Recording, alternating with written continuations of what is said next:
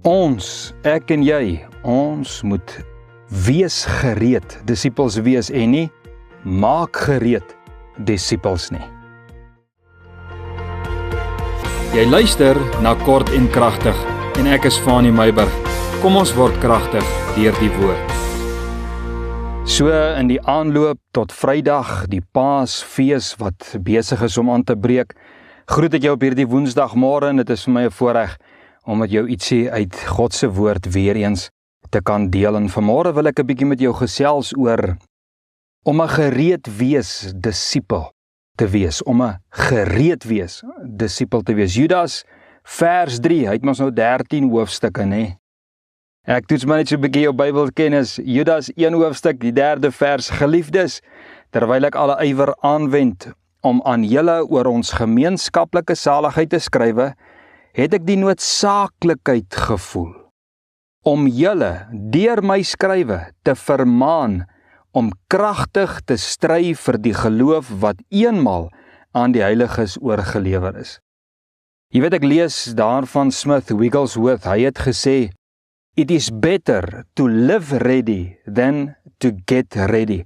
Nou laat ek nou gou net vir jou hier 'n ding gou vasmaak en duidelikheid gee. As ek mense aanhaal, nê, geestelike mense, geestelike leiers, of dit nou Smith Wigglesworth is wat 'n radikale geloofsgeneesheer in sy tyd was, die wat hom ken, en 'n natuurlike evangelis, en of ek nou John MacArthur, hy is ook nou die dag oorlede, of ek hom nou aanhaal, hy wat eintlik meer 'n Calvinis is en glo dat die gawes tot 'n einde gekom het, ook saam met Jesus se apostels, nê, beteken dit tog nou nie, en wil ek jou gerusstel dat ek met alles saamstem van Smith Wigglesworth en sy doen en late en dit wat hy gesê het miskien nie, en ook nie dat ek met alles soseer saamstem wat John MacArthur oor praat nie, hy wat 'n streng Calvinis was in sy tyd. Elkeen, soos ek en jy, ons huldig maar ons eie interpretasies, maar het ek uitgevind, daar is meer dinge waaroor ons almal saamstem as waarvan ons met mekaar verskil. So as ek na hulle lewenswandel kyk en gekyk het en van weet en na hulle leringe luister en van lees, dan is sommige soos Paulus en ander is soos ou Petrus in hulle benadering tot dinge. So as ek John MacArthur byvoorbeeld aanhaal, wat ek nou nie vandag doen nie, ek noem dit nou maar net, sê ek eerder dat ek 'n mededienaar in God se akker is, soos hy. En ek skaar my eerder by Jesus en by Paulus en by Petrus, want hulle is die beste reg, nê? Jesus was die seun van God en die ander, hulle was naby aan die Here, manne soos Petrus en Paulus. So ek skaar my dan eerder by hulle om die werklike, volle waarheid te kan hê. So alright, kom gou terug na die gereed wees disippels beginsel. Kyk, ons moet gereed lewe, nê?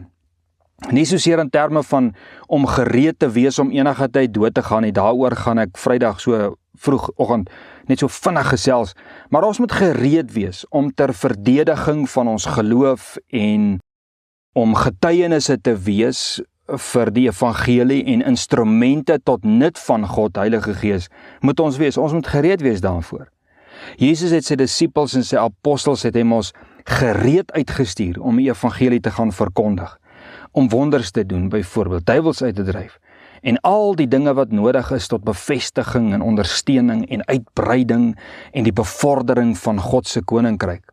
Nou Judas sê, nou okay, dis nou nie Judas nie wat Jesus nou verraai het nie, dis nou 'n ander Judas, ander disipel. Hy sê, ek maan julle, ek het 'n vermaaning, ek maan julle om kragtig te stry vir die geloof. Jou disipelskap moet 'n natuurlike uitvloei wees soos jou talent of jou nering in die lewe.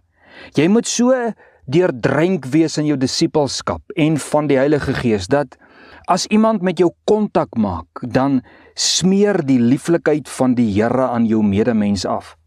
Dis die lig waarvan Jesus praat, die reuk waarvan Paulus praat, en die soort gebed waarvan Jakobus praat, gaan lees dit 'n bietjie, en die standvastigheid teen die bose wat Petrus van praat.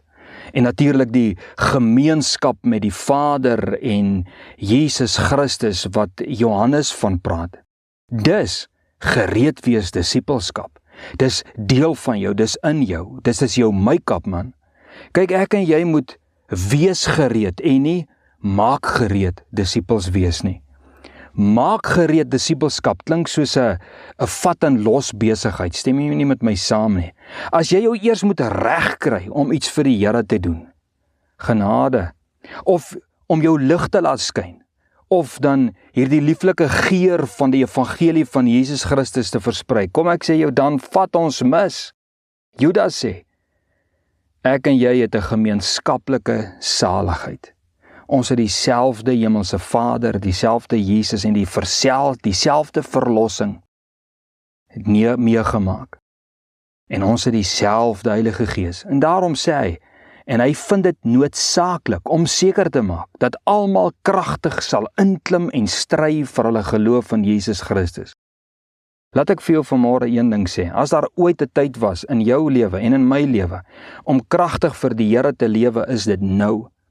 In my bestaan was dit nog nooit so geestelik veragter en verarm soos wat dit nou is nie, van die kerk tot by die sondaar op straat.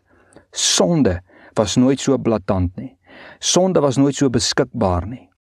En sonde was nog nooit so geregverdig soos wat dit nou is nie. En ek weet, jy stem met my saam.